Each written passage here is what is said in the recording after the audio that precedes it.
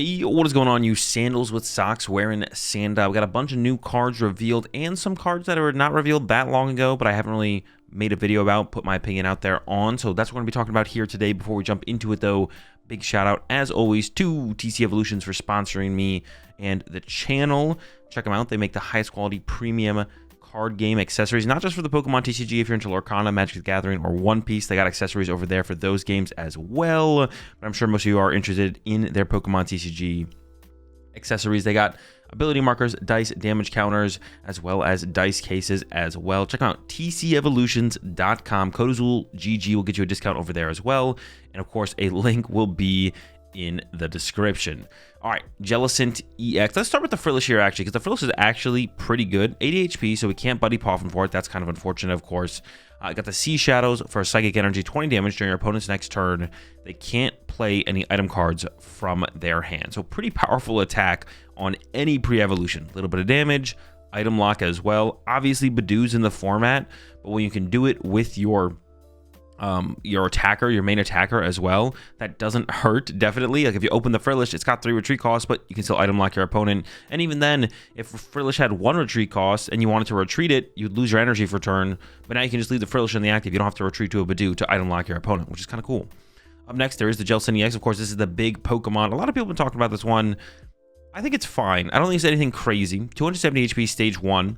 Sea Curse. As long as the Pokemon is in the active spot, your opponent can't play any item cards or attach any tool cards from their hand. Now, I actually think the bigger part about this card is the lack of tool cards. TM Evo currently is a big card in the format.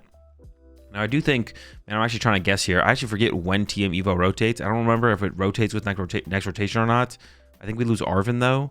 So how important will TM Evo be for how long? Who knows? But that is kind of going to be a big part of Jellicent, or something that like it adds to like the item lock side of things that something like the Badoo really doesn't, is it doesn't shut off tool cards, which is a pretty big deal for a lot of decks to get around the item locking of stuff to still get their evolutions in play. You can't play Rare Candy, you can't play Ultra Ball to find your stage 1s or stage 2s, but TM Evo can still find your evolution Pokemon and does not get shut off by item lock. But Jellicent adds like another layer to that. Not only is it item locking you, it's also tool locking you, which means you can't actually use TM Evo. So that's like a big thing that comes to my head for this one.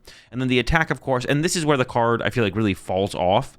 So item lock while you're in the active is pretty good. 270 HP, stage 1, that's not bad. It's on the ability, that's pretty good. But then for a Psychic Colorless, we do 80 damage. And if we have at least 2 extra energy attached, in addition to this attack's cost, we do an additional 80 more damage. So we've got a Psychic Colorless on it, we're doing 80 damage. If we got a Psychic, a Colorless, and like, I don't know, 2 more energy, whatever those energy are, we're only doing 160 damage. So even if we get those extra energy on the Jellicent, we're still not doing very much. Now, there's a couple obvious ways to play this card. One would be, of course, Gardevoir EX. Maybe one just obvious way. But of course, in that situation, we have other stuff on our bench that aren't Jellicent, so then our opponent can boss up those other Pokemon and get out of item lock. Where if we just played Jellicent EX, we could actually even like use Jellicent or use Frillish turn 1, turn 2 evolve to Jellicent EX, and then TM Evo our benched Frillish, like bench some Frillish, TM Evo them into more Jellicent, meaning we have a board full of Jellicent, which means our opponent can't gust anything and then get access to items ever in the game. And we're always leaving Jellicent in our active, so our opponent is always getting item locked, which would be interesting. But of course, like I said, the damage is pretty low, and even if we get up to the 4 energy on the Pokemon, the damage is still not that much. But that'd be an interesting way to build the Jellicent deck for sure. Probably the better way to play it is going to be with Gardevoir, because not only can you use Gardevoir to get the 4 energy onto the Jellicent, so you're doing 160 damage more aggressively, Jellicent after Jellicent, but also you could be playing Monkey Dory, which means the damage you build up on your Jellicents from the Gardevoir's ability then can be moved over to their side of the field with Monkey Dories, so you got like a kind of pseudo spread, item lock, hitting reasonably hard style Gardevoir Monkey Dory Jellicent deck. That could be pretty cool. So I think the card is okay, nothing crazy, and if I had to make a prediction, I'm going to predict that this will like see niche competitive play. It'll be like an End Zoroark style deck of terms of power level and stuff like that. It won't be anything crazy. Up next, we got the Gothitelle line here, the Gothita, the Gothorita. The Gothita just do 20 damage, just have 70 HP, so you can Buddy Poffin for it. 1 Psychic Energy, 20 damage. Gothorita here. Fortunate Eye for a Psychic. Look at the top 5 cards of your opponent's deck and put them back in any order. So a little bit of top deck locking potentially, but of course, the powerhouse of the lineup is going to be the Gothitelle with the Twisted Fate ability. Once on your turn, if this Pokemon is in the active spot, you may have your opponent shuffle their hand into their deck and then draw 3 cards. So potentially pretty heavy disruptive. ability, of course, it's a stage 2, so setting it up is going to be the hard part. And then its attack for a second of colors does 90 damage. If you have the same number of cards in your hand as your opponent, you do 90 more damage, so 180. Nothing crazy on the attack, especially for needing a psychic and a colorless. It's a stage 2, so I don't think you're setting this up alongside a Gardevoir to get the energy on it. You're probably not using it for its attack at all. The point of this card is definitely to put it in the active, disrupt your opponent's hand, and then attack with something else. The question just is, what is that something else? And I'm not sure. This could be kind of cool in something like a Raging Bolt deck, though, which might sound a little bit weird, but if you push Gothitelle to the active, disrupt your opponent's hand, Air Balloon is coming out as well in the set, so it has 2 retreat costs. We'll be able to Air Balloon it. Then play Sada to your Raging Bolt, knock out your opponent's active Pokemon. That's a pretty annoying combo to have to deal with. Your active Pokemon's getting 1-hit KO'd every single turn, and your hand is getting reduced to 3 cards as well to then have to respond to something like a Raging Ball. So that could be a cool way to play the Gothitelle potentially. That's how I envision it being played best in like these aggressive decks. I can somehow afford to fit the Gothitelle line in there, which is a whole other question of how do we ever get that in there. But if you can make it work, I don't know, it seems decent. Up next, we got the Mandibuzz here. The Volibee is it's got 70 HP. You can buddy pop for it. Only thing of note there to mention.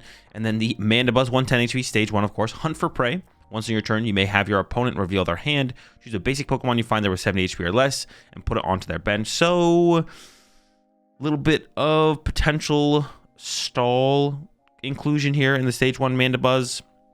Nothing crazy, nothing great, but definitely one of those cards to like be aware of and look out for in the future potentially.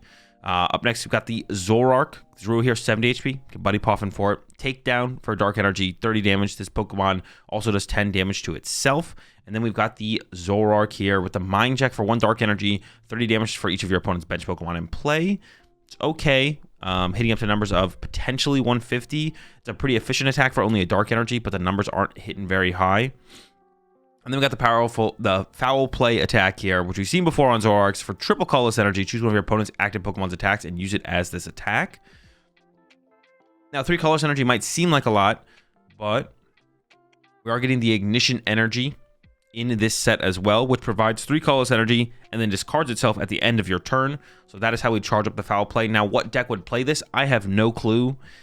Zoroark and ignition energy is not enough to be a good deck, so we need more than that. I just don't know what that more is, and that'll have to be something I figure out in the future. But the combo is there. It just needs something else to combo with.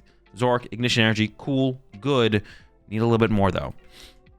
And finally, we get to all of the big new reveals from the black and white sets coming out. Starting with the Virizion here. Giga Drain for a grass energy, 30 damage. Heal from this Pokemon the amount of damage you did to your opponent's active Pokemon. So pretty bad. Grass Crash Colors, 130 during your next turn. This Pokemon can't attack. Also nothing great. I could see this being as like an interesting tech card inclusion to be able to KO Grass Weak stuff. But even that, it's not that good. I think there's better options right now. We got the Antique Cover Fossil here. Play this card as if we're a 60 HP basic colorless Pokemon. This card can't be affected by any special conditions and can't retreat. Anytime during your turn, you may discard this card from play, and then Protective Cover. Prevent all effects of attacks done by your opponent's Pokemon done to this Pokemon. So effects of attacks, so it could still get sniped by something like a Water Pawn, but wouldn't be able to be cleaned up off the bench by something like the damage spread from a Dragapult. And then we've got the Tortuga, which is the stage 1, but it is definitely the more powerful of the Pokemon in the line. Ancient Debris for a water.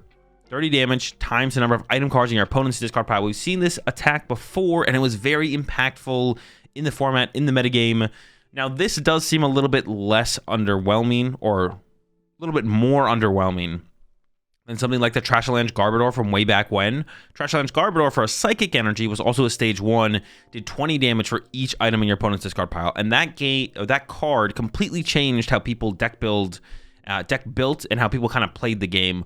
Going with that, though, there was also the Ability Lock Garbodor on top of everything else, and by itself, it wasn't quite as powerful, so that was also like a big reason Trashalanche was good, is because its partner Garbodor, the Ability Lock Garbodor, was also pretty good. So I definitely don't think this is going to be on the level of disruption to the format that Garbodor had, but I still think it seems pretty good. The limitations, of course, is you have to evolve through a fossil, which is an item card, which can be locked out by stuff like Badoo, or I guess Jellicent. And even more so, just finding it can be difficult. You can't Buddy Poffin for Antique Cover Fossil. Now, you can play 4 of them. You can play Arven to Arven for them. but that's still pretty slow in comparison to be able to like Buddy Poffin for like any other basic Pokemon to set up your stage 1. The attack is 30 damage times, unlike Garbodor's 20 damage times, but everything has a lot more HP than back when Garbodor was a card. Back then, Zoroark was one of the big decks. I guess Guardy had like, what, 230 HP? Zoroark had 210. Now things have like 320. So the damage maybe hasn't quite scaled up with how much HP things have. Not saying it has to, but just kind of in comparison, how much big of an impact is this going to have on the format? I think it seems pretty good. I think there will be a deck that plays this, but I don't think it's going to be as format disrupting as the Trashalanche was, but it is still going to be pretty cool. And yeah, I'm excited to see what can be came up with the Tortuga.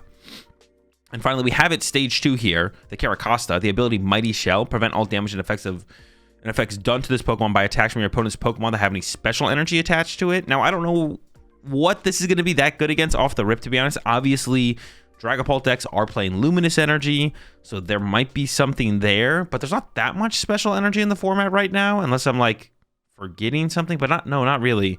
There's really not that much special energy in the format, so the Caracosta does not seem that good. However, you could play this with Relicanth, and then you could evolve up to Caracosta to get access to the ability, while still being able to retain access to the Ancient Debris attack from the Tortuga, so that could be a cool combination, I guess, but besides that, Caracosta seems kind of mid. The real power is coming in from the Tortuga. And then the attack here for Water Double Colors, bite down that if any Pokemon can't retreat during your opponent's next turn, and 150 damage. Nothing crazy. Up next, we got the Keldeo EX, basic EX Pokemon, 210 HP. The Gale Thrust for Water and a Colorless does 30 damage, and then if it moves from the bench spot to the active spot, it does 90 more damage. Kind of whatever. And then for Water Double Colorless, got the Sonic Edge, and this is really the power of this card. 120 damage. This attack isn't affected by any effects on your opponent's active Pokemon. So it's just kind of a shred attacker for water decks or decks that play water energy or can play water energy that then want to include a shred attacker like the Keldeo. So nothing crazy, just another shred attacker to have access to. Got the Terrakion here for a fighting in a Colorless. Retaliate 50 damage if any of your Pokemon were knocked out by damage during an attack during your opponent's last turn. This attack does 80 more damage. So we're looking at 130 damage. Definitely a revenge attacker that would want to be used up against Pokemon that are weak to fighting specifically, and that's about it. Can also be used with counter gain, is something worth noting here. One fighting, one counter gain would work to be able to activate the attack, so that could be interesting as well. Nothing crazy. Revenge attacker. One of those things that definitely is worth remembering exists in the format, but yeah, nothing wild. With the Antique Plum Fossil here. Once again, played as a 60 HP basic Pokemon, can't be affected by special conditions and can't retreat. You can discard it at any point during your turn that you want. It's got the wing protection. As long as the Pokemon is on your event, prevent all damage done to this Pokemon by attacks from your opponent's Pokemon. So this one would prevent something like Water Pawn, but not prevent something like Dragapult. Dragapult's like 60 damage. Snipe to the bench could still KO this. Archon here, fighting Colorless. Acrobatics here, 30 damage. Flip 2 coins for each head. 30 more damage, so max of 90 damage, nothing crazy. 80 HP, 1 retreat cost. Then we have to get to the Archeops, which has a pretty good ability, but it is a stage 2 fossil Pokemon, which means getting to it would be pretty difficult.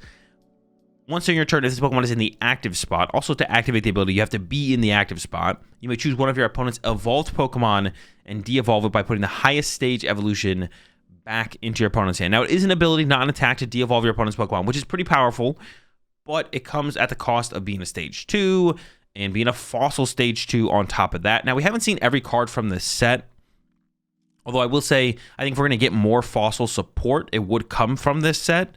So definitely it's possible some trainer cards come out that do support the fossil Pokemon in some way.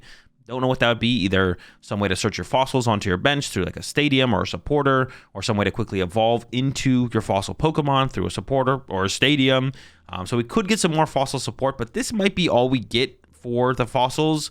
And if that is all we get, the fossils, once again, seem pretty underwhelming. I feel like every time fossil Pokemon come out, I think they're really cool. The idea of them is really cool, but they're always really, really underwhelming in terms of power level. Then we got the Cobalion here, the Holy Edge for a metal.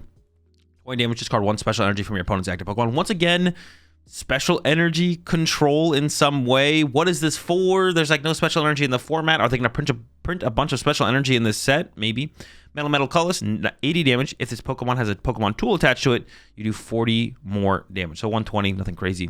Now we get to the Genesect, which is probably the most powerful card revealed, to be honest. This card is actually insane, especially with some of the metal Pokemon we have available to us right now, let alone what could be coming out in the future or even in this set. 220 HP, basic EX Pokemon. I forgot how to say EX there for a second. Metal Signal. Once on your turn, you may search your deck for up to 2 Metal Evolution Pokemon. Reveal them and put them into your hand, then shuffle your deck. Metal Colorless. Protect Charge. 150 during your opponent's next turn. This Pokemon takes 30 less damage from attack. So this ability is the big draw here. It's a basic EX Pokemon. 220 HP is nothing crazy. You're going to get KO'd by a lot of things. The Protect Charge attack isn't crazy. At least it has a useful attack or a potentially useful attack. But the Metal Signal is an insane ability. You could Nest Ball for Genesect EX and then use its ability to find 2 Metang or a Metagross and whatever the stage 1 of Metagross is. So yeah, we just got the Stevens Metagross cards. This would be super good in the Stevens Metagross deck. We also have had Metang for a while, and it's had its ups and downs in terms of playability. It was okay with Dialga at one point in the metagame, in the format. Andrew Hedrick won regional championships with it. Metang is a very good card, but it doesn't really have great partners and is not very consistent. But Genesect would definitely change things quite a bit, I feel like, for Metang. So I'm excited for this card specifically. I think it's the best card revealed out of the lot, and bring some new life to Metal Pokemon for sure. So I'm excited for this one above all the rest. But let me know what you think in the comment section down below. Do you want to be wrong on the fossil Pokemon? Are they going to be a little bit too awkward to use? Do you think Tortuga has potential? And what other metal Pokemon that I missed could you use with Genesect? Let me know. Catch you on the next one.